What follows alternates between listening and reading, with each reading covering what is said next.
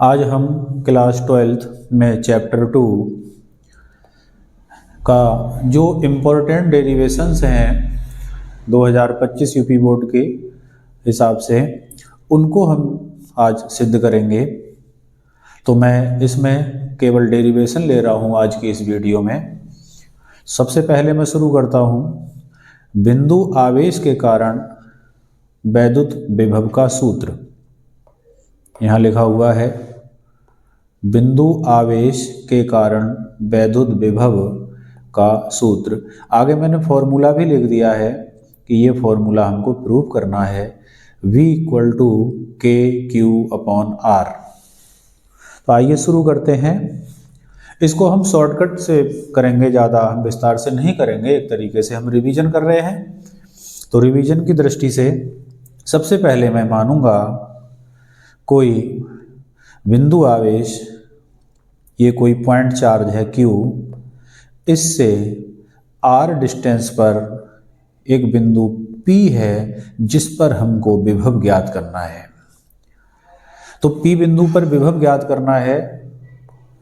इस बिंदु पर एक परीक्षण आवेश हमें और मानना होगा Q नॉट। Q और Q नॉट दोनों पॉजिटिव हैं, इसलिए Q नॉट पर एक प्रतिकर्षण बल लगाएगा बाहर की ओर F,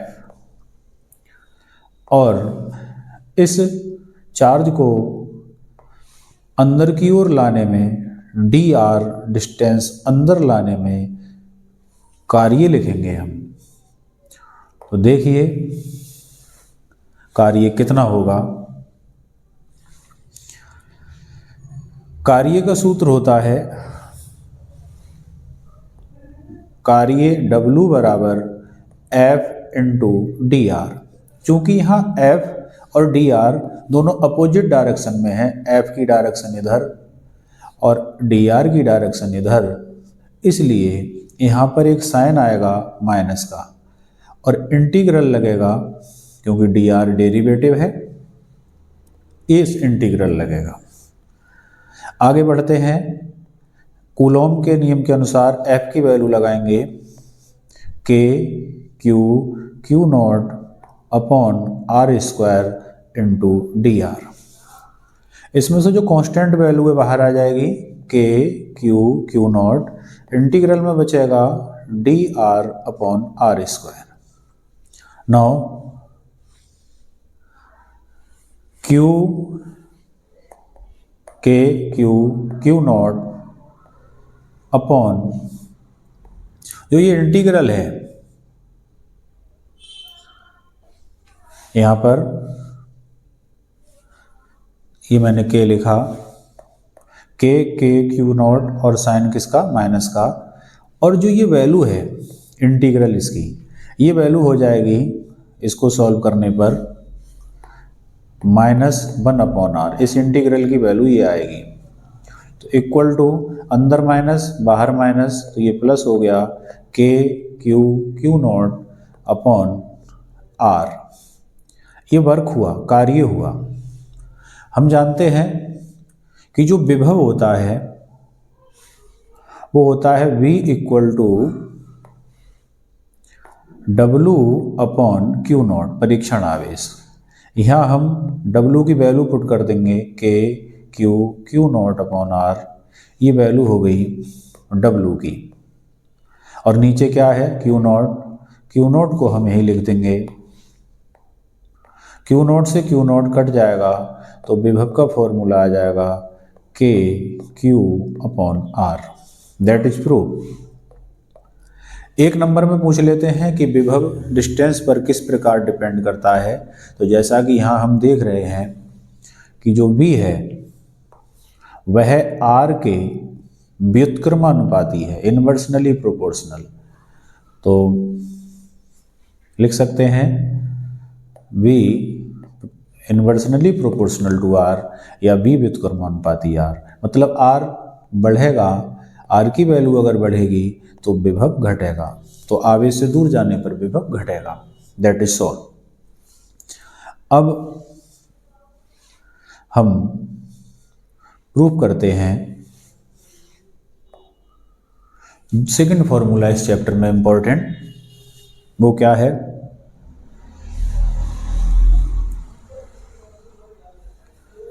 सेकंड फॉर्मूला है विद्युत द्विध्रुव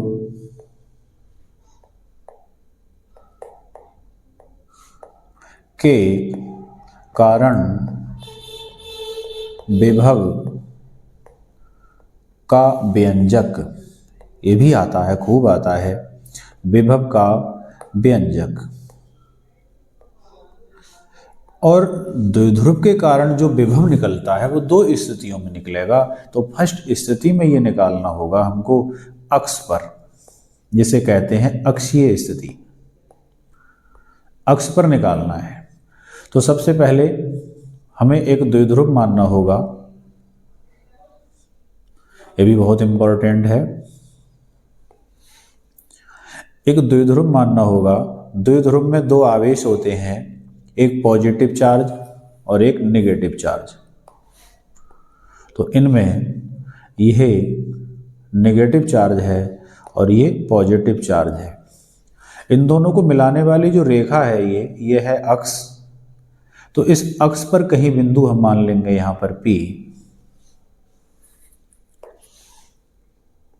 इस अक्ष पर इधर कोई पॉइंट हमने मान लिया P। इस पॉइंट पर हमको विभव पोटेंशियल निकालना है, V निकालना है। तो इस P पॉइंट की इसके मिड पॉइंट से, मध्य बिंदु से डिस्टेंस मानते हैं R।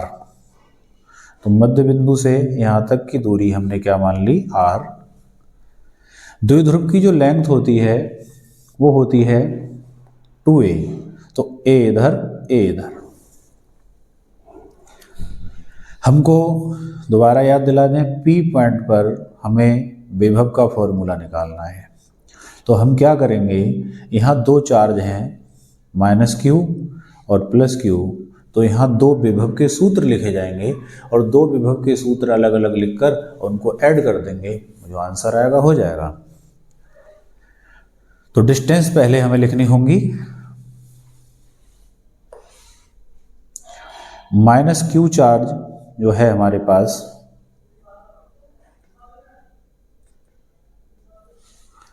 इस -q चार्ज से डिस्टेंस हो जाएगी P बिंदु तक। -q चार्ज से P पॉइंट तक की डिस्टेंस हो जाएगी R + a।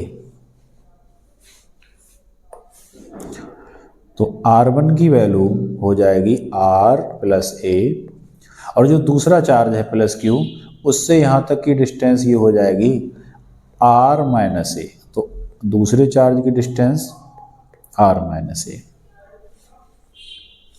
ठीक, ये कर देंगे हम। अब दोनों डिस्टेंस लिखने के बाद हम दोनों चार्ज का पोटेंशियल लिखेंगे, विभव लिखेंगे। तो चार्ज हमारे पास दो हैं, ये डिस्टेंस भी यहाँ दिख रही हैं, एक ये डिस्टेंस है और एक ये डिस्टेंस है। तो मैं पहले लिखूंगा -q चार्ज का पोटेंशियल इसका। तो पोटेंशियल का फॉर्मूला होता है V = KQ/R। तो R के स्थान पर हमें रखना होगा ये R + a, और इस पोटेंशियल को हम लिखेंगे V1। अब हम +q चार्ज का पोटेंशियल लिखेंगे, V2 = ये होगा KQ/। एक इसमें थोड़ी सी भूल हुई है, ये चार्ज -q है तो पोटेंशियल अदिश राशि है, इसमें माइनस का चिन्ह भी आएगा। +q का लिखेंगे तो V2 = KQ/R - a।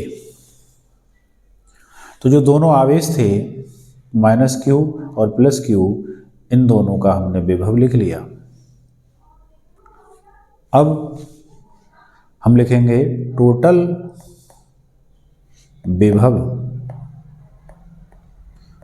P बिंदु पर। टोटल विभव लिखेंगे तो V = V1 + V2 = दोनों की वैल्यू रख देंगे। वैल्यू रखेंगे तो वैल्यू यही है, मैं स्लाइड ना करूं, V1 का मान ये minus k Q upon r plus ए प्लस V2 का मान k Q upon r minus a. इसको सॉल्व कर लेंगे, आंसर हो जाएगा इक्वल टू, नीचे एलसीएम, नीचे आएगा R plus A R minus A, ऊपर से के क्यू हो जाएगा कॉमन, तो अंदर बचेगा माइनस, और ये एलसीएम आएगा इधर से आर माइनस ए, प्लस का चिन्ह लगाएंगे, ये आर प्लस ए इधर आ जाएगा, ऊपर हुआ के क्यू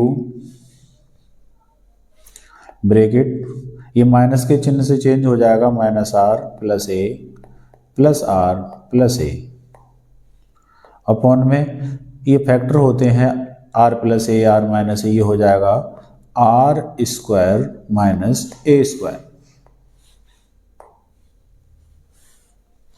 ऊपर आर से आर कट जाएंगे, प्लस माइनस के हैं, तो बचेगा क्या, इक्वल टू के क्यू, अंदर बचेगा ए 2a अपॉन आर स्क्वायर।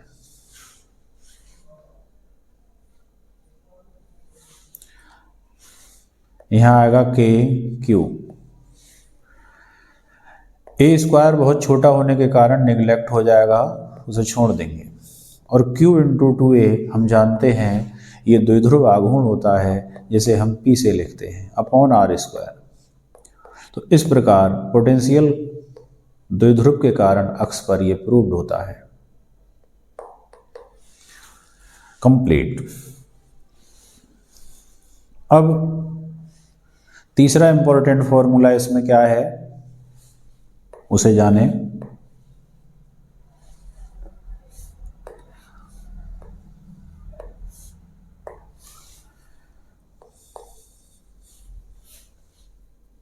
विद्युत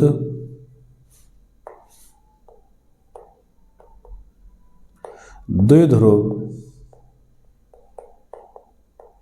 के कारण विभव, ये भी वैसा ही लग रहा है लेकिन थोड़ा चेंज है, उसमें था अक्ष पर और इसमें पूछा है विभव निरक्ष पर। ये निरक्ष क्या होती है जरा इसे जानेंगे। तो सबसे पहले द्विध्रुव बनाएंगे, यह माइनस का चार्ज है और यह प्लस का चार्ज है, दोनों के बीच की डिस्टेंस 2a मानी जाती है लेंथ, तो a इधर a और a, ये मिड पॉइंट है। इनको मिलाने वाली जो लाइन होती है ये वाली यहाँ पर, ये है अक्ष, इस पर पॉइंट लेंगे हम, इस पर विभव निकालेंगे तो वो अक्ष पर कहलाएगा, और अगर हम इस अक्ष के ऊपर विभव निकालेंगे यहाँ तो निरक्ष पर कहलाएगा। तो हमें निकालना है इसके ऊपर, यहाँ कोई पॉइंट P है जिस पर हमको पोटेंशियल V निकालना है। तो हम P पॉइंट को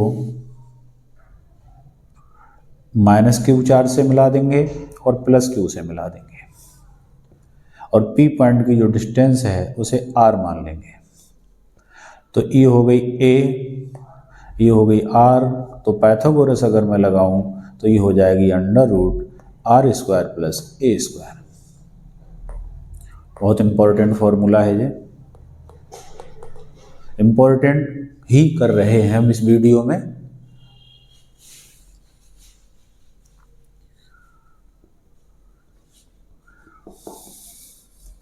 आगे बढ़ते हैं। तो हमारे पास दो चार्ज हैं, एक माइनस Q और एक प्लस Q। तो विभव का जो फॉर्मूला होता है V इक्वल टू के क्यू अपॉन R, इसे मैं दो बार लिखूंगा, एक बार इस चार्ज के लिए, एक बार इस चार्ज के लिए। R की जो वैल्यू आएगी वो ये आएगी करें शुरू।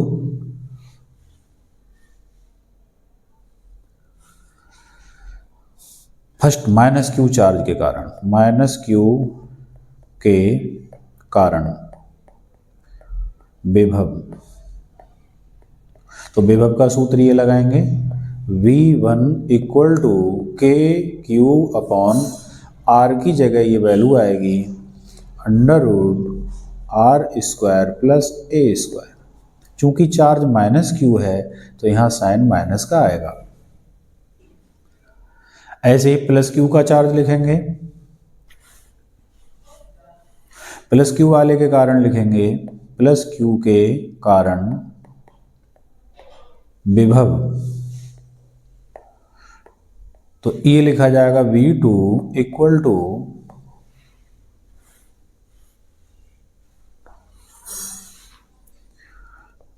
V2 इक्वल टू के Q upon under root are square plus A square.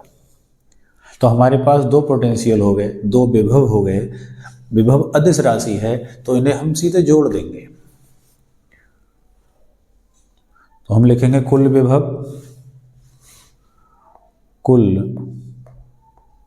विभव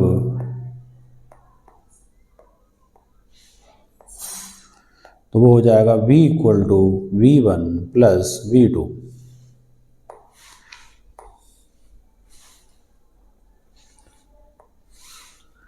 इक्वल टू V1 V2 का मान लगाएंगे। V1 का मान आया था, देख लें एक बार, ये V1 की वैल्यू है, ये V1 की वैल्यू है, ये V2 की वैल्यू है।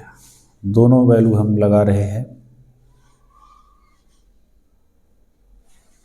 V1 का मान है के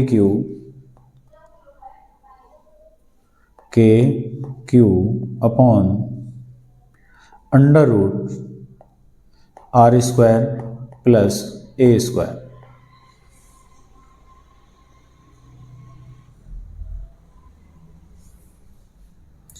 के Q upon under root are square plus A square. V2 की value K Q upon under root are square plus A square. यहाँ हम देख रहे हैं कि दोनों वैल्यूज बराबर हैं और ये प्लस की है, ये माइनस की है, तो ये कट जाएंगे और इक्वल टू क्या आएगा, 0। तो द्विध्रुव की निरक्ष पर विभव का मान 0 होता है। जो डाइपोल होता है उसकी निरक्ष पर यहाँ पर जो विभव होगा वो कितना होगा, 0 होगा। तो हमारा लास्ट जो फॉर्मूला है इसमें इंपॉर्टेंट, समांतर प्लेट संधारित्र की धारिता का सूत्र। समांतर प्लेट संधारित्र की धारिता का सूत्र बहुत इंपॉर्टेंट है और ये सॉल्व होके आता क्या है, C equal to epsilon naught k a upon d. ये प्रूव करना है हमको, वेरी इंपॉर्टेंट। इसे करने के लिए हम मान लेंगे कि कोई समांतर प्लेट संधारित्र है जिसकी दो प्लेटें हैं, एक पर प्लस का क्यू चार्ज है, एक पर माइनस का क्यू चार्ज है। प्लेटों के बीच की डिस्टेंस स्मॉल d है। तो दो चार्ज प्लेटों के बीच जो इलेक्ट्रिक फील्ड होता है उसका फॉर्मूला होता है, इसके बीच में जो इलेक्ट्रिक फील्ड होगा, इलेक्ट्रिक फील्ड का फॉर्मूला होगा E equal to q a epsilon not.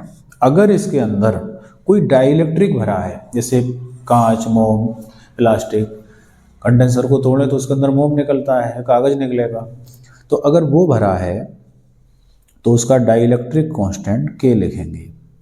तो दो प्लेटों के बीच इलेक्ट्रिक फील्ड लिखा, विद्युत क्षेत्र लिखा। अब हम लिखेंगे विभवांतर V इक्वल टू E गुणा D, प्लेटों के बीच विभवांतर। E की वैल्यू उठा के यहाँ लगा लेंगे, Q upon A epsilon not K multiply D, ये आ गया B। और B आ गया विभव, तो धारिता तो एकदम आ जाएगी, क्योंकि धारिता होती है Q बराबर CV, उल्टा लिखा मैंने, क्योंकि हमें C निकालना है तो हमने CV को पहले लिखा, Q को बाद में लिखा। अब C निकालना है, मल्टीप्लाई, और V की वैल्यू जो आई है ये वाली, इसे लगा देंगे Q into D upon A epsilon not K, और फिर लगाएंगे इक्वल टू, और इधर Q। V की वैल्यू ये हमने पुट कर दी, बराबर में Q था, Q लिख दिया। तो इधर उधर Q से Q कट जाएगा, सॉरी ये D है, Q से Q कट जाएगा, तो यहाँ आएगा 1 आएगा, और फिर क्या बचेगा, ये क्रॉस मल्टीप्लाई से इधर जाएगा तो हो जाएगा एप्सिलॉन नॉट के ए, गुणा में है, आगे पीछे कर सकते हैं, और D अपॉन में आएगा, तो यहाँ आएगा अपॉन D, और इधर बचेगा C। तो ये कहलाता है समांतर प्लेट संधारित्र की धारिता का सूत्र, जो कि प्रूव्ड होता है। ठीक, तो ये 4 डेरिवेशन में से बोर्ड एग्जाम में कोई सा एक डेरिवेशन 3 नंबर या 5 नंबर में पूछ लिया जाता है। आज का कार्य हमारा इतना ही, धन्यवाद।